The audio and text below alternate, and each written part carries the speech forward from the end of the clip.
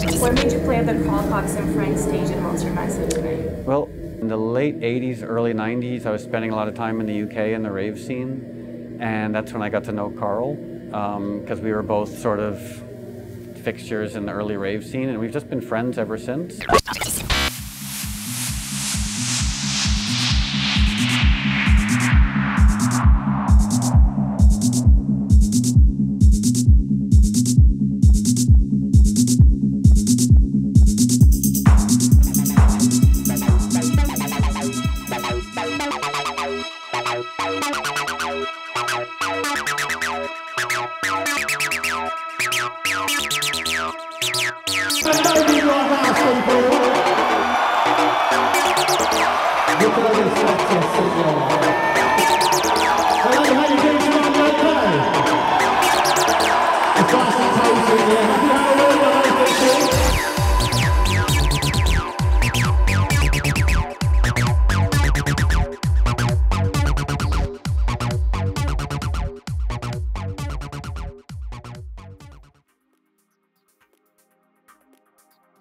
What brought you to LA? This time round, for the first time, we're doing a big event called Monster Massive.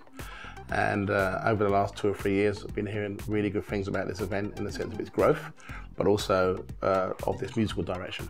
One of the reasons why they booked me, because basically we do an event called Ultra Fest in Miami, which we do at Carl Cox Arena. Right. So we bring in Carl Cox Arena and sound with not just me, with the other DJs as well. And one of the most prolific DJs we have coming also to join me is Moby. Cool. So what made you decide to bring them all here?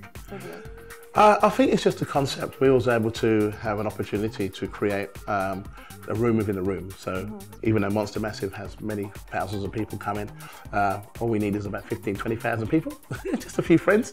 And we've chosen the indoor arena, which can hold that many people, and then basically build a Carl Cox production and sound.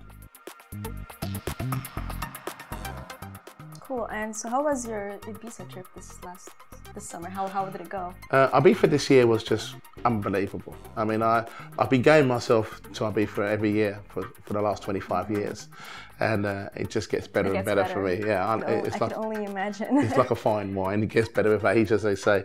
But me being resident at an amazing club there called Space for the last 9 years now. This year for us was probably our best year. I know it sounds a bit cliche, but it really was amazing. We had record numbers come to the club. The music's really good, you know, and the DJs who are producing music and the DJs that played for us this year were amazing. From drum and bass to dubstep to techno to house music. To breakbeat, to everything. People have had a great experience of what happens at one of the most amazing clubs in the world. And for us, we're now walking into next year, where it's going to be our 10-year anniversary. So how do you think the dance music scene is different from America and Europe? I think a lot of it, in the sense of it being different, is just that the culture of this type of music and the way how it's turned into, well, rave, into now dance music events or electronic events. The culture really does stem from Spain, from Ibiza, of the way how this music was accepted from a point of what happened, you know, over 20 years ago, for this music to develop where it is. And here in America, it didn't have that growth. It was kind of like, oh, they're doing that over there, so let's make it rave. Right. So it's completely different. I mean, my first party that I did here was in 1991 in San Francisco, a party called Mad Hatter's Party, and this was, they had, and all the artists came from England, so we had a massive rave sound in England. So you can imagine this rave sound coming from England, going to a warehouse in San Francisco. People just freaked out. They was like, "What is this?" You know, it was a complete wash of new music and new sound. And from that point, as far as I'm concerned, it stemmed from there, San Francisco. But even so, LA quickly followed afterwards. But then you had the LA riots, which didn't help, and then the things, when it came from a rave point of view, diminished.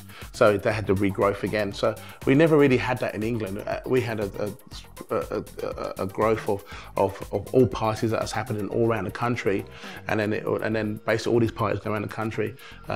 The country got a bit too small, and then went to France, then Germany, and then everywhere else. So wherever I ended up, then the party would grow from that point. So for me, I've seen a massive development and change of how these parties existed, how they started, and where they've ended up. Now, if you talk the word electronic music, there's certain DJs that you know and mention, certain bands and acts that now people know and mention, and if all these people are together, then you know that it's that type of event. But many years ago, when you put all these DJs together, you didn't know what it was at all, and that was quite the fun of it all. Speaking of technology, how do you think that changed the whole DJing producing? Are you a fan of it, or? Yeah, no, I'm a great fan of it, and I mean, I use a lot of the new technology myself. And when it comes to creating music, I mean, I use Ableton Live to create music, and then I use Pro Tools as well and Reason.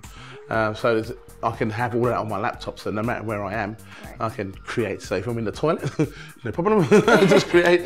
Doesn't matter. Inspiration comes at all sorts of crazy times, but it can be done. Where many years ago you had to go into an initial elaborate studio, but also when I play as a DJ, I use a program called Tractor.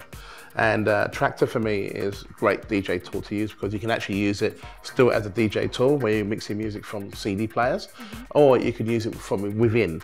And I mean, this is a nice situation because you can mix all your music together, and then you can kind of create a studio sound. But I kind of mix and match between the two. So I was still pushing the elements of what I do as a DJ. I mean, me mixing two records together is the whole reason why I got here in the first place. So I take that element away because the computer's doing all of that, and then no. Well, thank you very much for letting us do this. Thank you. Great, and you better go out there tonight and rock it. Yeah, me too. Have fun and enjoy it.